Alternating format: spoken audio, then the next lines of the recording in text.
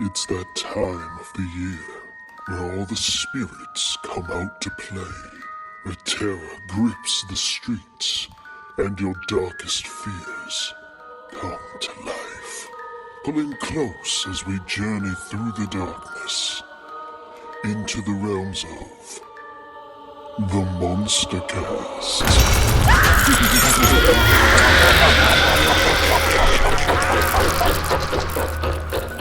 And hello, everyone out there in podcast land. Welcome back to the Front Row Podcast, the podcast for people who actually like movies here on NPR Illinois. I'm Jeremy Goeckner, the editor-in-chief. And of course, if you're listening to my voice in October, that means you are listening to MonsterCast here on NPR Illinois, MonsterCast month, where everything is creepy and crawly. And we have a great, really fun special episode for you today. A big part of what we do on MonsterCast every year is highlighting horror shorts, because we love horror short films here. And Hulu has been very, very good about this the past couple of years, doing a short film festival called HuluWeen. And of course, last year we did our rankings, and the year before. And last year, our top film was a film called Hidden Mother. And we are joined right now by the director and writer of Hidden Mother, Mr. Josh Erkman. Josh, thank you for joining us here on the podcast. Well, thanks for having me. Yeah, so I got to say, man, Hidden Mother, it was one of the 6 chosen short films last year in the HuluWeen Film Festival. And actually, I think there were 8 last year, if I remember right. But my wife and I always rank these, and we're absolutely terrified by this one. Talk to us a little bit. And for those who might not have seen it, this is just a very basic rundown here. A grieving mother of one who has lost her husband, or boyfriend, we assume husband. And she is given a gift by her sister one night of a picture, an old Victorian-looking picture of a hidden mother, which is something that they used to do in the Victorian age to get babies to stand still long enough to take photos. They would drape the mother in this black cloth. And haunting stuff ensues. I don't want to give too much away. I don't want to give too much more away there. But Josh, talk to us about Hidden Mother here. How did you come to this story? Is this something that you knew about before, or did you hear from a friend? Like, how did this come to be? Yeah, so, much like you and your wife, my girlfriend and I are into all sorts of spooky things. And she had actually come across them some years ago. And we had collected a couple of them. And so I was familiar with them, and when I had the opportunity to work on the HuluWeen project, I was like, man, what would make a great little short film? Something that maybe you haven't seen before. And it was actually her suggestion, like, well, what if you did a thing with like these hidden mother photos? Well, I can't take full credit for it, but I was like, oh, you know what? That's actually pretty cool. So, I'm a big photography buff, and so it was just like a perfect marriage between like my love for photography and for, things spooky. So that was really the impetus behind, the little seed that birthed the Hidden Mother. Yeah, absolutely. And you're playing with a lot of things. I mean, because like, first of all, like Victorian photos are just inherently already creepy, right? Like all old time photos, right? For sure. Yeah. Yeah, they really are. I mean, it's just like, not only do you have, because of the technology at the time, people had to stand still, but you get these like weird aberrations that are inherent in the lenses that they use, or just motion blur because, they didn't have as fast a film at the time. And they just dressed cooler. So, so you couple all of that stuff together with black and white, and I think that there's something really eerie to that, and I think that's kind of why that aesthetic, you kind of see it pop up time and time again in horror films. I mean, it's a quintessential like gothic horror look. So I mean, that's something that was kind of fun to play in that space, but in like a modern setting. Yeah, so I mean, even aside from the monster aspect of this, which I'm definitely going to want to talk to you about, because I love like lore that just like comes out of nowhere, like made up lore like this. But you're playing with a lot of also just kind of real life deep seated fears, as a father of 2, the safety of your children, especially when they're sleeping, the thought of losing your spouse and being on your own and being a single parent. How much did that inform how you wrote and went about filming this short here? Yeah, no, that's a good question. I mean, it was really kind of like, looking at it where I was really interested in the relationship between these two sisters. Yeah, too. yeah. So it was like, I think for me, I kind of identified with Mia, the younger sister, and being like, what I find interesting is maybe not what, the rest of Right. my family finds interesting, or what I find to be special and unique isn't maybe what the rest of my family finds to be unique. So I really like this idea of these kind of like two opposite worlds, but yet they're brought together by this tragedy, that and they're still there for each other. But it all obviously goes horribly wrong. So Yeah. I imagine Mia was. Well, I don't know if she'd even know, but she might feel bad if you ever figured it out. Yeah.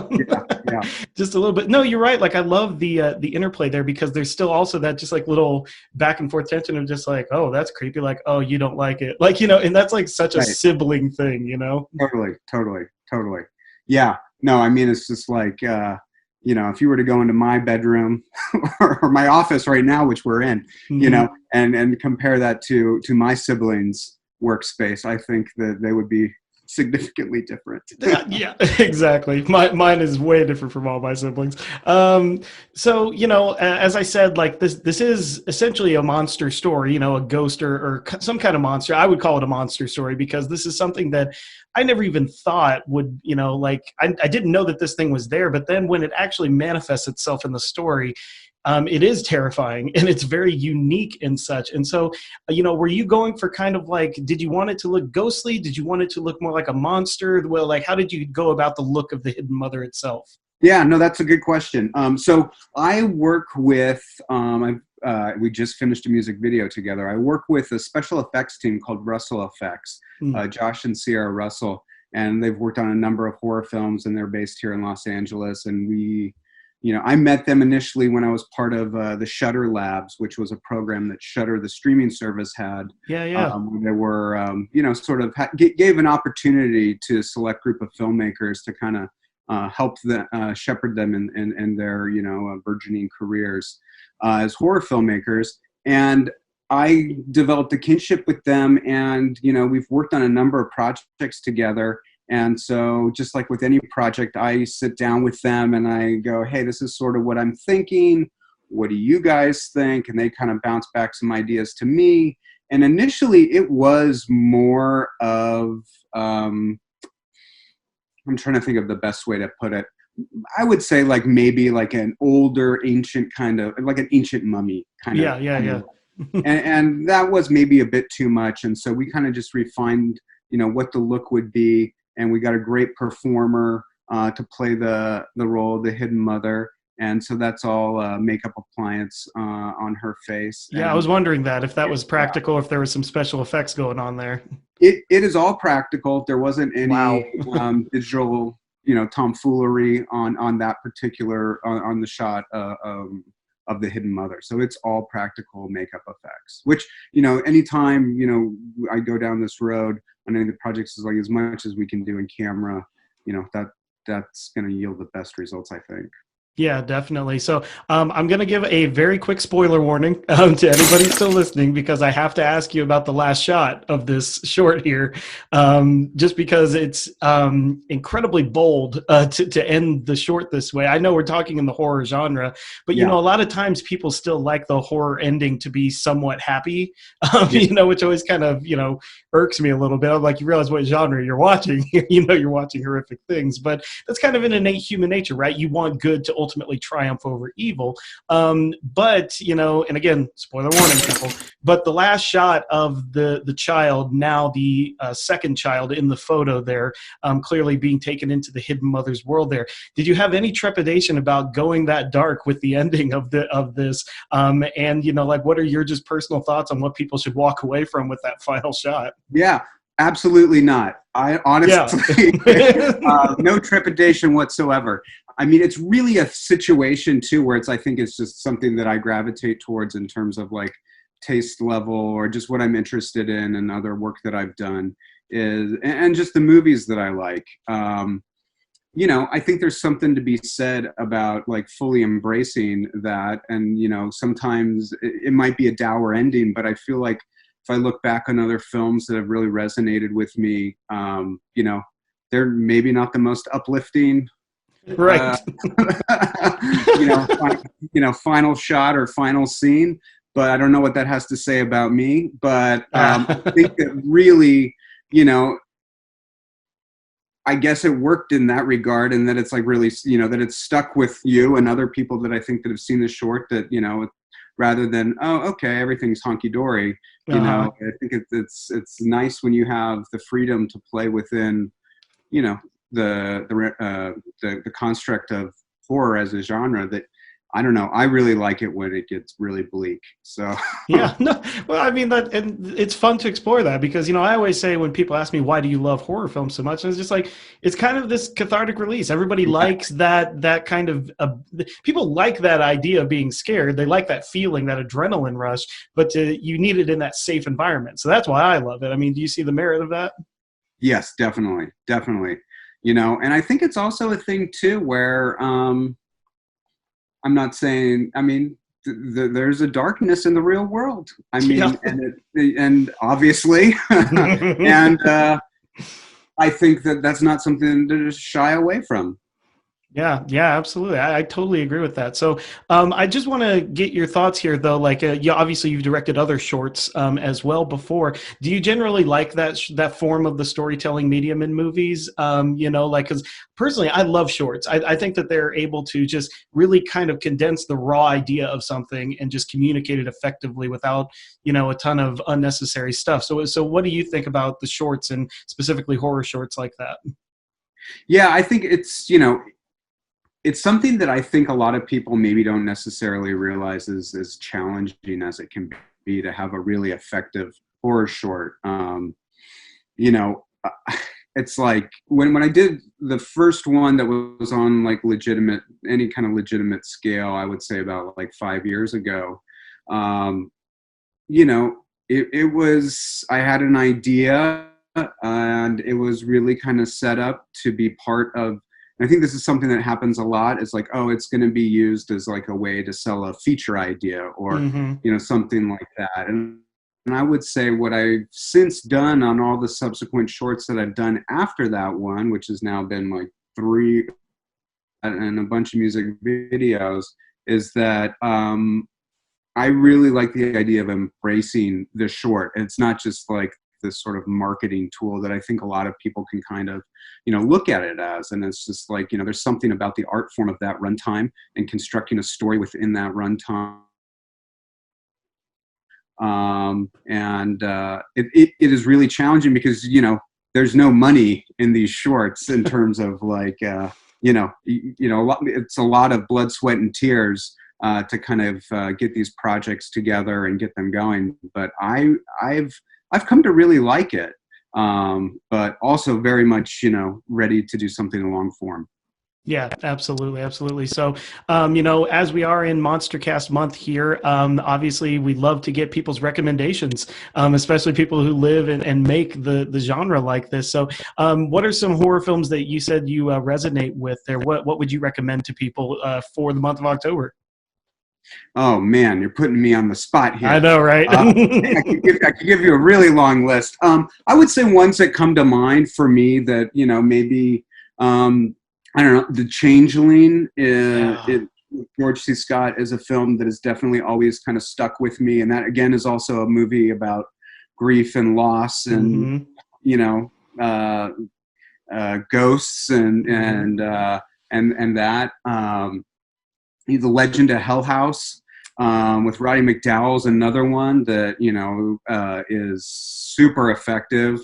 And these are, older movies, of course, but both of those movies have really kind of like, stuck with me in terms of like how they've been able to, there's some scenes in those movies that are so effective, and that just will always stay with me. I would say the third Exorcist film is another one. Yeah, that one is so underrated, man. People don't really understand how good that movie is. Yeah, again, another George C. Scott one. Maybe I just am like a big George C. Scott fan, well, which I am. But, I think that that's one, of course. And I would say Strangers from a couple years back, home invasion movie is man, a movie. There's another one that is just like yeah, terrifying. Still one of the scariest lines I've ever heard in a movie, which is that at the end there, because you were home. And I was like, exactly. That might be the scariest line I've ever heard in a horror movie. Exactly. Oh no, and it's so effective in everything it does. Those would be ones that I think kind of come, and I would say like are legitimately like scary. Mm-hmm. I was just talking with somebody about this, and they were just like, "Well, what was the last time you were actually scared in a movie?" And I watch a lot of horror movies, and I'm a grown man, and so it's also like it's a little hard to actually get legitimately scared. But I keep kind of coming back to Strangers.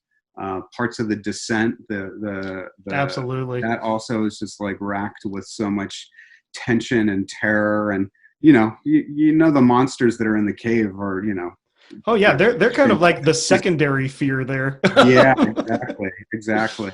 So those would be a couple that I would definitely say are some of my favorite ones. Fantastic choices. Cosign from the MonsterCast host there.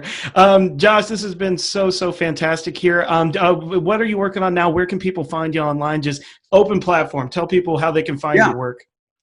Yeah, well, right now, actually, I'm in the process of finishing a music video for a band called Fuzz, and that is going to be coming out in the next week or so. And the song's called Mirror. It's off their upcoming record In the Red Records. And another music video for them. It's a live video also coming out in a couple weeks. And then another music video for, actually, I play in music as well. So I have a video I'm actually doing a video for the band that I'm in, which is something that kind of gives me the willies saying out loud. But that is happening, and I've just been working on developing a couple of feature projects and television projects. So that stuff is hopefully something exciting soon will happen with those projects. Absolutely wonderful. Well, again, Josh, thank you so much. If you guys haven't seen it, Hidden Mother, I believe it's on YouTube. It's still on Hulu, I think, as well. Just absolutely go watch it, and go watch all the horror shorts, man. Horror shorts are just the absolute best. So, again, thank you very much, Josh Erkman, for joining us here on the front row on NPR Illinois. All right, thank you.